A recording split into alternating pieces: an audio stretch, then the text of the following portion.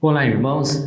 Vamos dar início à nossa aula de escola dominical de hoje, continuando a estudar o tema Os Atributos de Deus. Hoje vamos falar sobre a Trindade Divina.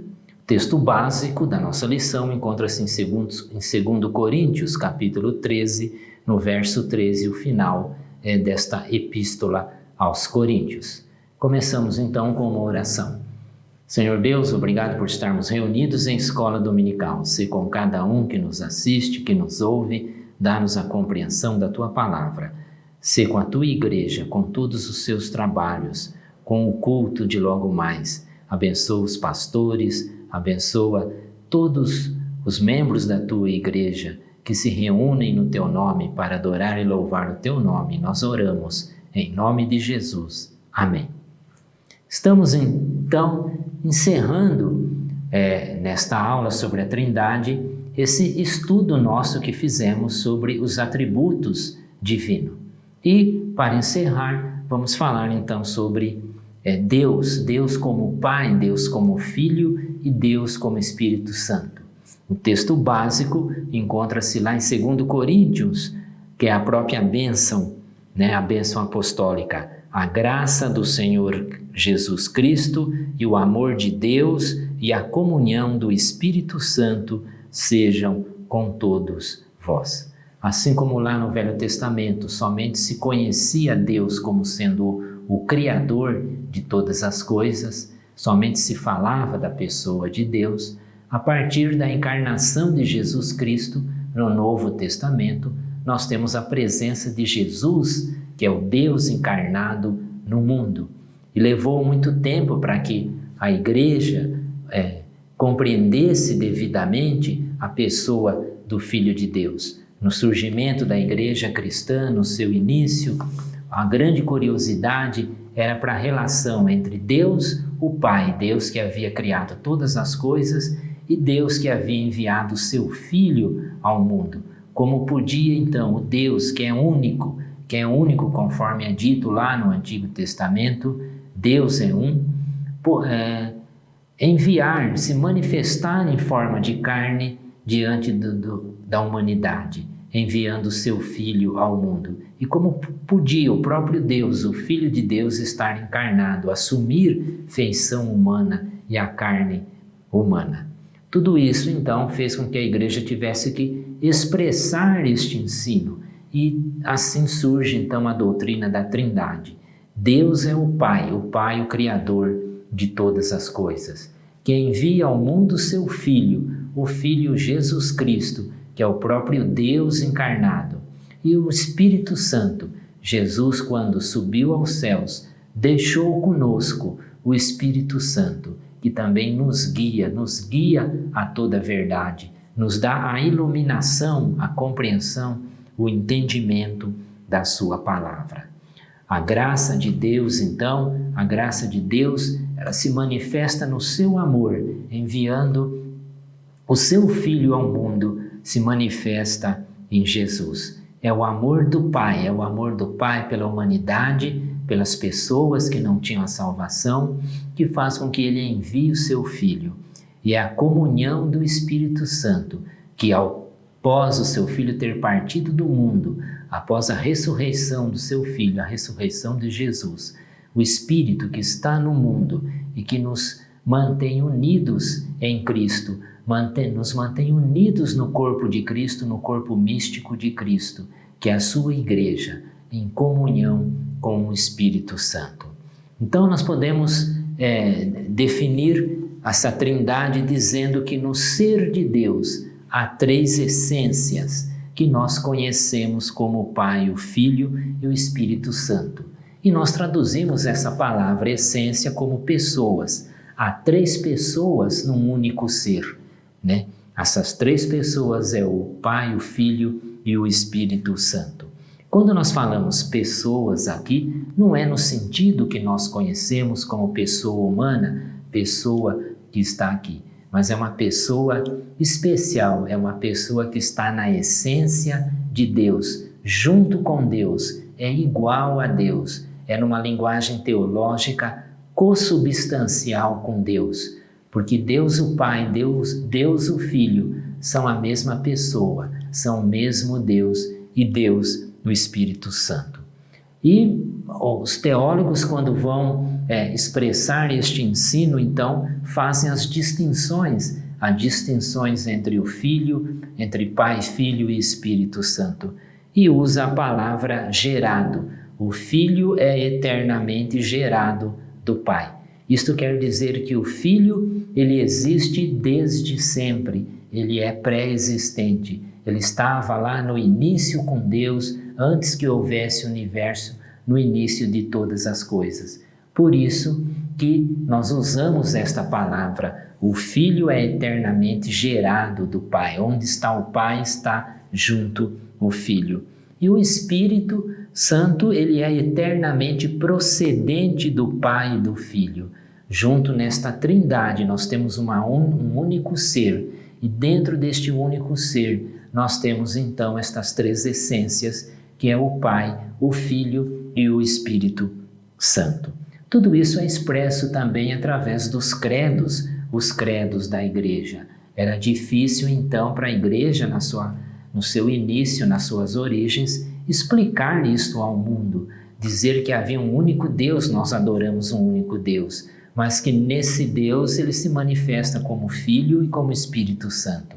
Não se podia dizer, e não é o caso, de haver três deuses. Não era três deuses, era um único Deus. E dentro deste Deus existe o Pai, o Filho e o Espírito. Isto é um mistério da fé, que nós compreendemos e que nós declaramos através da nossa fé, deste mistério da nossa fé. Um dia, quando estivermos junto com Deus, iremos então ter um conhecimento mais específico sobre esta questão. Como pode, numa única essência, num único ser, haver então estas três pessoas? E isto começou a ser expresso então através do credo, primeiramente através do credo dos apóstolos. Credo dos apóstolos que surgiu lá no início da vida cristã, da vida da igreja. E mais tarde este credo teve que ser expresso, ele teve que ser aumentado, porque na história da igreja surgiram heresias que negavam a divindade do Filho, que dizia que Deus é Deus é uma única pessoa, e Deus não podia então gerar um filho ou ter um filho que se manifestasse na carne. Então as primeiras heresias na história da igreja cristã negavam a divindade de Jesus, diziam que Jesus não era Deus, negando a sua divindade. E para combater esta heresia, então, este credo dos apóstolos ele foi aumentado, ele foi explicado. E houve um outro credo que nós chamamos de credo de Nicéia. Credo de Nicéia feito nesta cidade por volta do ano de 325, lá na época do Império Romano.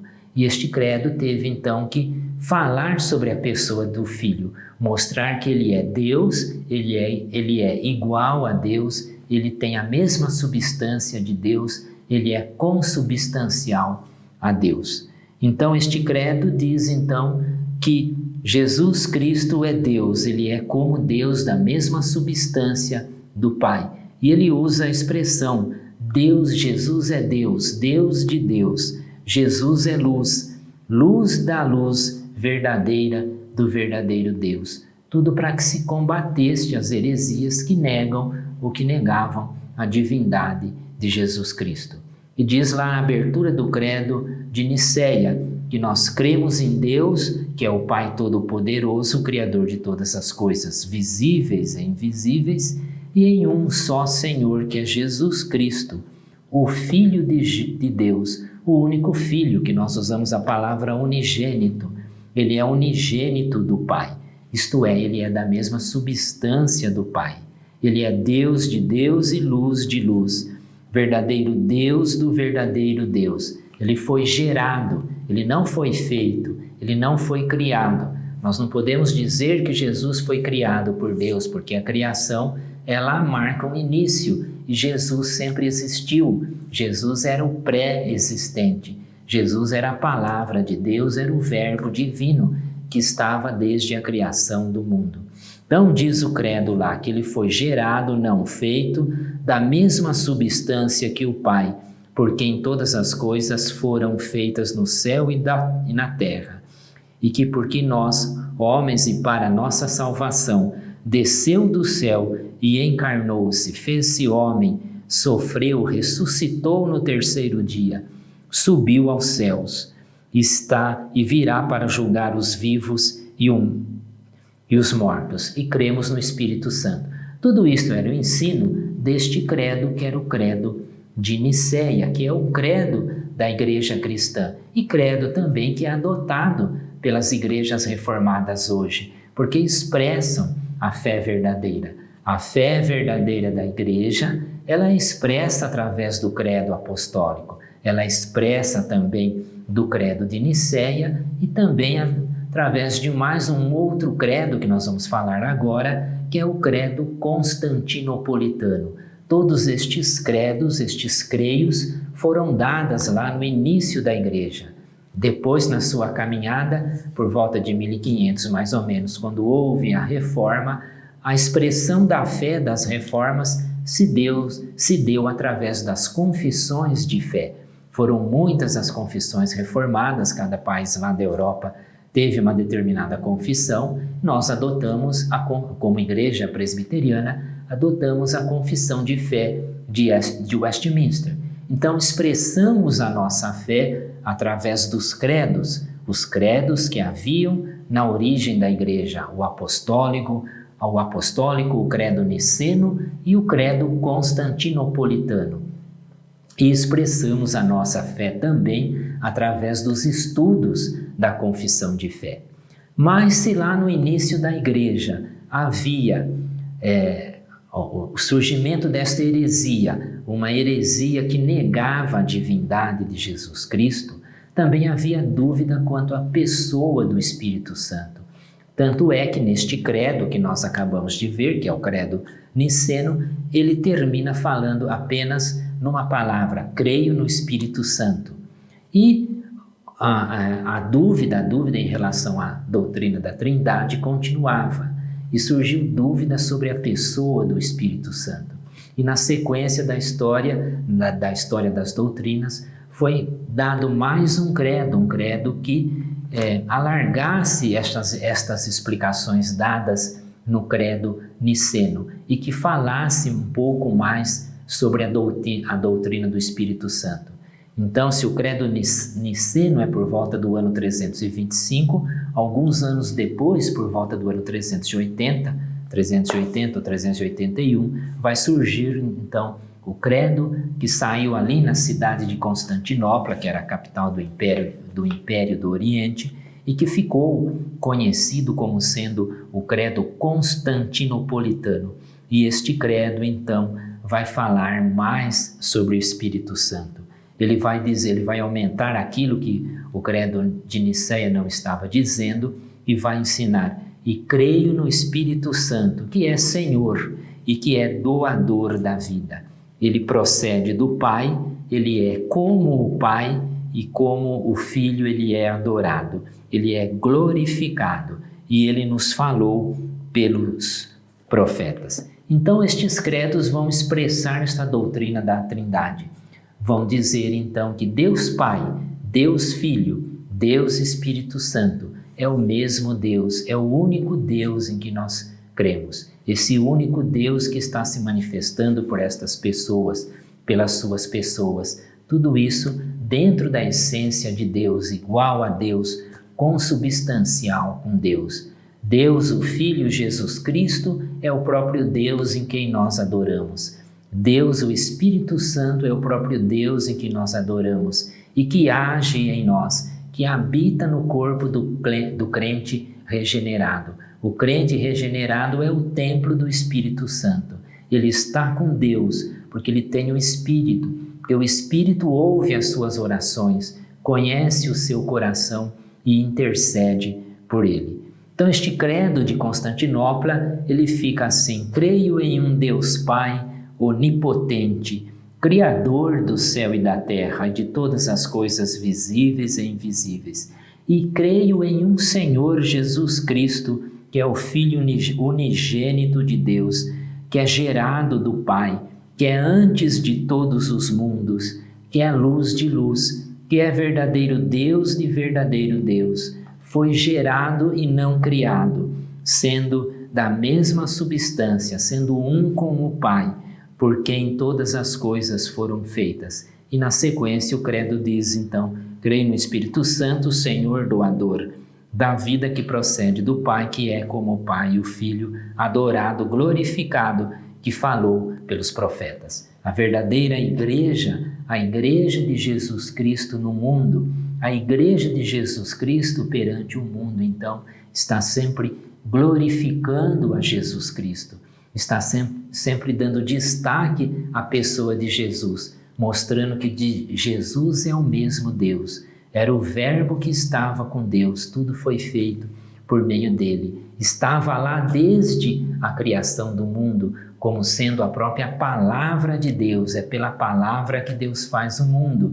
É pela palavra de Jesus que o mundo é feito e é construído. E o Espírito Santo estava lá. Espírito Santo este que aparece lá desde a criação, desde o primeiro capítulo do livro de Gênesis, quando no capítulo 1, nos seus versículos iniciais, ele diz que o Espírito pairava sobre todas as coisas, sobre todo o universo, quando Deus criava a terra.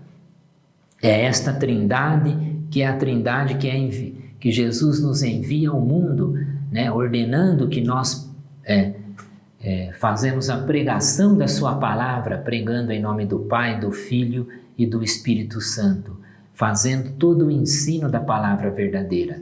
É esta palavra do Filho, a presença da pessoa do Filho que é ensinada lá na carta de Paulo aos Efésios, Paulo aos Colossenses, que diz que ele estava lá antes de todas as coisas e ele criou todas as coisas visíveis e invisíveis. Ele estava lá desde antes da fundação do mundo, criando todas as coisas, chamando a cada um de nós, os eleitos, para a salvação. Tudo isso expresso ali na carta aos Efésios. E também no livro de Hebreus, na abertura do seu livro, ele diz que Deus nos fala pelo Filho e este Filho reflete a própria glória de Deus, a própria majestade de Deus. Ele é o resplendor da glória de Deus. Na linguagem lá do livro de Apocalipse, Jesus é o início e o fim, o alfa e o ômega de todas as coisas, e virá para julgar todas as coisas no final. Nós cremos então na Santa Trindade, na Santíssima Trindade, um único Deus que é expresso então como Pai, Filho e Espírito Santo. E quando você conhece religiões, quando você conhece ensinos que negam a divindade de Jesus, que negam que Jesus é Deus, que negam que Jesus é o mesmo Deus, você está então diante de uma heresia.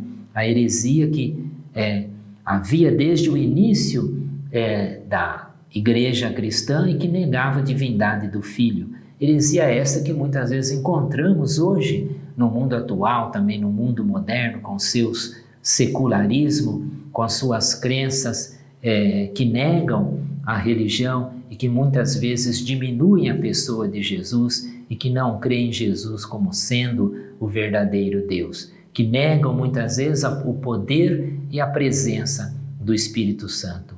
Onde houver o verdadeiro ensino da palavra, onde houver a pregação verdadeira dos ensinos proféticos, dos ensinos apostólicos, haverá sempre a glorificação da pessoa do Pai, a glorificação da pessoa do Filho e a glorificação da pessoa do Espírito Santo. Então nós conhecemos esta doutrina de Deus, esta doutrina da Trindade, conforme ela é expressa então nestes credos, nestes 3 credos da fé cristã: o apostólico, o credo niceno, o credo constantinopolitano, sabendo que Deus é o verdadeiro Deus, Deus de Deus, luz de luz, verdadeiro Deus de verdadeiro Deus. Essas palavras são frisadas, são destacadas no credo para que haja a certeza, a firme convicção da pessoa de Jesus Cristo e para que a heresia fosse negada, para que a heresia fosse combatida e que a verdadeira igreja crescesse e continuasse até hoje. Todo este ensino, todo esse destaque destes credos é para que se combata então as heresias. Uma das primeiras heresias negava a divindade de Jesus e procurava mostrar um Jesus inferior ao Pai, um Jesus diminuído, um Jesus sem poder que havia sido criado pelo Pai. Lá no início da história da igreja, essa heresia foi ensinada por um bispo chamado Ário e deu então a heresia que nós conhecemos como sendo o arianismo. O arianismo, ele estava presente na história da igreja, nos 4 primeiros séculos da igreja, sempre procurando combater a pessoa de Jesus, dizendo que Jesus era um ser inferior, que foi criado por Deus e que não tinha o poder divino. Tudo isso era ensinado por Ário. Ário, ele dava um destaque muito grande para a pessoa única do Pai, para a pessoa exclusiva de Deus. Via Deus como sendo o Criador de todas as coisas. E ele colocava Deus numa posição tão alta que não conseguia compreender, então, que Deus tinha o poder para se encarnar e enviar o seu Filho ao mundo. Ele não conseguia entender, então, que este Filho de Deus era o mesmo Deus. O arianismo foi uma doutrina combatida pela igreja e que muitos males causou à igreja lá nos seus 4 primeiros séculos, no início da era cristã. E todas as formas modernas de ensinos ou heresias que negam a divindade de Jesus Cristo é uma forma moderna de arianismo que muitas vezes se manifesta no mundo.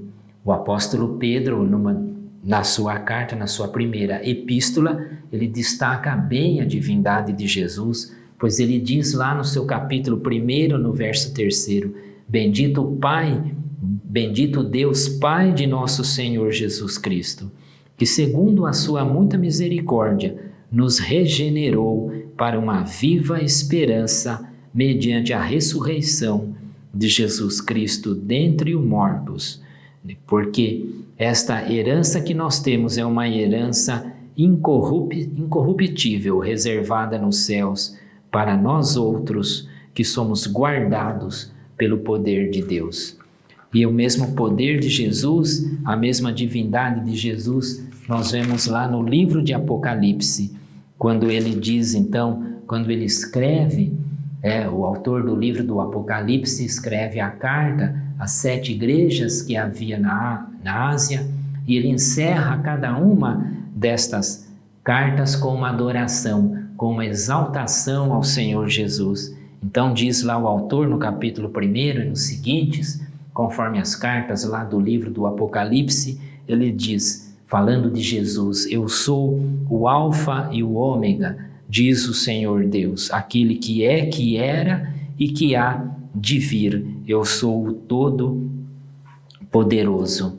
Então ele diz também no final da carta à igreja de Éfeso, no capítulo 2, quem tem ouvidos, ouça o que o Espírito diz às igrejas. Ao vencedor, dar-lhe-ei que se alimente da árvore da vida que se encontra no paraíso de Deus. Na sequência, ele diz na outra carta, ouça o que o Espírito diz às igrejas, o vencedor de nenhum modo sofrerá dano segundo a morte. E ele diz, ouça o que o Espírito diz no final da carta da igreja de Pérgamo, ao vencedor, dar-lhe-ei do maná escondido, bem como lhe darei uma pedrinha branca, e sobre essa pedrinha é escrito um nome novo, o qual ninguém conhece, exceto aquele que o recebe. Quem tem ouvidos, ouça o que o Espírito diz à igreja. Todos estes textos, então, do Novo Testamento mostram a divindade do Filho, mostram a divindade do Espírito Santo, mostram que nós devemos ter esta comunhão com o Espírito. guiar e manifestar a palavra de Jesus ao mundo, o amor de Deus ao mundo, porque somos guiados, chamados pelo Pai. Conhecemos e adoramos a Trindade divina, Trindade esta de um único ser, de um único Deus, que se manifesta então nas pessoas do Pai, do Filho e do Espírito Santo. Amém.